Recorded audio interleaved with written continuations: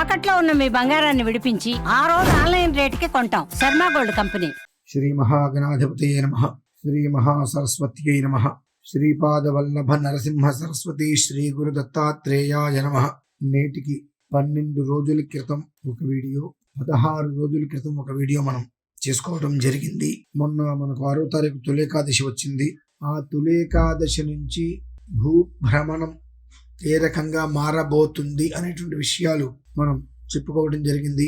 ఎటువంటి ఇబ్బందులు పడబోతున్నాము, ఏ సమస్యలు అనుభవించబోతున్నాము అనేటువంటిది, దానికి మూలార్థంగా ఎవరి నమ్మకము వారికి శ్రీరామ రక్ష అన్న రీతిలో నడిచేటువంటి గుణంలో 13వ తారీఖు నుండి శని వక్రగతి అనేటువంటిది కూడా మనకు ప్రారంభమైంది. ఆల్రెడీ 136 రోజుల పాటు శని వక్రగతి అనేటువంటిది ప్రారంభమైంది. దాని యొక్క ప్రభావం ఏ విధానాన్ని అనుసరించి ఉంటుంది అంటే ఇదిగో ఇది అని చెప్పవలసిన అవసరం లేదు. అందరికీ చాలా వరకు కూడా అవగాహన ఉండే ఉంటుంది.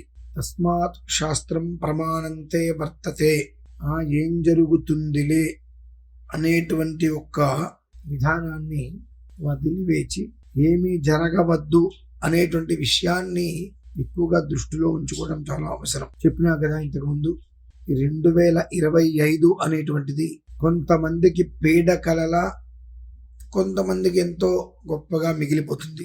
చరిత్రలో ఒకప్పుడు మనం ట్విన్ టవర్స్ కూలిపోవడం చూసాము, తర్వాత సునామీ అనేటువంటిది చూసాము, తర్వాత కరోనా అనేటువంటిది రీసెంట్గా చూసాము. ఈ సంవత్సరాలు ఏ రకంగా గుర్తుగా ఉన్నాయో 2025 అనేటువంటిది సార్థకతంగా కొన్ని దేశాలకు, కొన్ని రాష్ట్రాలకు చీకటి కోణంగా నిలిచిపోయే స్థితి చాలా ఎక్కువగా ఉన్నది. అంచున ఉన్నాం మనమందరము. చాలా జాగ్రత్త. అనుక్షణము భగవదారాధన చేసుకుంటూ ప్రమాదం జరగద్దు, అందరూ చక్కగా ఉండాలని ఒక్క నినాదంతో ఉండే ప్రయత్నం చేయండి. 6వ తారీఖు నుంచి భారీ ప్రమాదాలు చెప్పుకోవడం జరిగింది.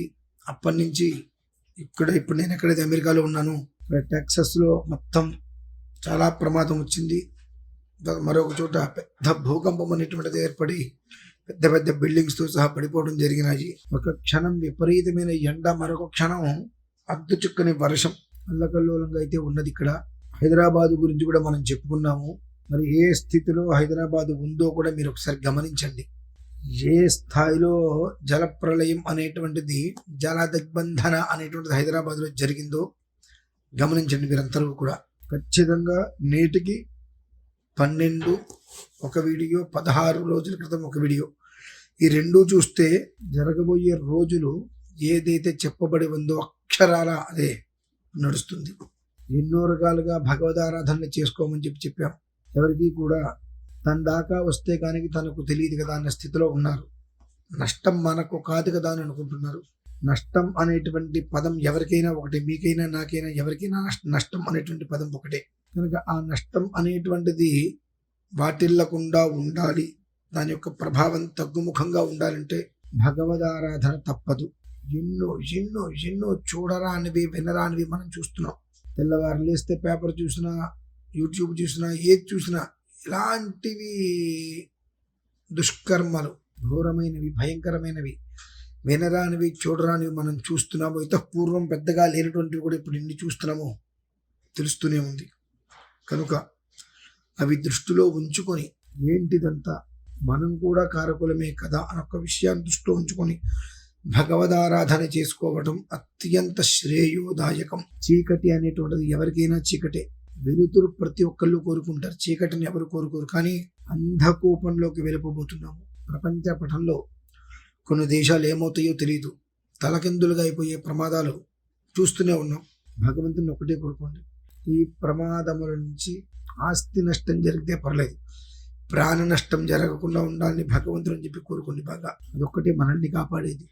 ఒక మనిషికి ఇబ్బంది కలగటం అంటే ఆ మనిషికి అది కుటుంబం రోడ్డు మీద పట్టమే. కాబట్టి ఏ ఒక్క ప్రాణహాని జరగకుండా ఆస్తిపూతమైన ఈశ్వరానుగ్రహాలు మనం సంపాదించుకోవచ్చు. ప్రాణానికి ఏదైనా అయితే ఆ పరిస్థితులు చాలా దారుణాతి దారుణంగా విశృంఖల రూపంలో కనిపిస్తున్నాయి. కనుక ప్రతి ఒక్కరూ 136 రోజుల పాటు చాలా జాగ్రత్తని అనుసరించడం అవసరం. ఎందువల్లనంటే శని వక్రగతిలో ఉన్నాడు. మనమందరం ఏదైతే ఆలోచిస్తామో, ఏ విధానాన్నైతే అనుసరిస్తామో దానికి 10,000 రెట్లు బలాన్ని ఇస్తాడు శని. మనం ధర్మగుణంగా ఉంటే, మంచిగా ఉంటే ఆ మంచికి ధర్మగుణానికి 10,000 రెట్లు బలాన్ని ఇస్తాడు. కాదు నా ఇష్టం వచ్చినట్టు ఉంటాను, ఎదుటి మనిషిని నష్టపరిచేలా రకరకాలుగా ఉంటాను అంటే మనం ఏ విధానాన్నైతే తీసుకుంటామో దానికి బలాన్ని ఇస్తాడు ఆయన. అది ప్రకృతికి ప్రకోపం కావచ్చు, శాంతి కావచ్చు, ప్రకృతి విలయం కావచ్చు. మనం ఏదైతే తీసుకుంటామో దానికి బలం ఇస్తాడు. నువ్వు ఇది తీసుకోని ఆయన చెప్పడు, నువ్వు ఈ విధానాన్ని అనుసరించు అని చెప్పడు. ఆ వక్రగతి వచ్చింది అని అంటేనే మనం అర్థం చేసుకోవాలి. మన ఆలోచన ఏ రకంగా అయితే ఉంటుందో దాన్ని అనుసరించి ఆచరణ అనేటువంటిది అంతే కొన్ని వేల రెట్లు ఆయన ఇస్తూ ఉంటాడు. కనుక మనం ఎంత ధర్మంగా ఉంటామో, ఎంత భగవద్ ఆరాధన చేసుకుంటూ ఉంటామో అంత గుడ్డి కన్నా మెల్ల ఉత్తమము అన్నట్టుగా మనం చేసేటువంటి దాంట్లో ఎంతైతే మనం చేస్తూ ఉంటామో ఆ మంచిని అంతమందికి మనం పంచగలుగుతాము. కాదు నా ఇష్టానుసారం నేను ఉంటాను, నాకు తోచిందే చేస్తాను, నాకు కుదిరినట్టే చేస్తానంటే మొత్తం కట్టి కుడిపేస్తుంది. జాగ్రత్త. మరొకసారి చెబుతున్నాను, 6వ తారీఖు నుంచి ఈ రోజు వరకు చెప్పింది చెప్పిన అక్షరాలుగా నడుస్తూ వచ్చింది.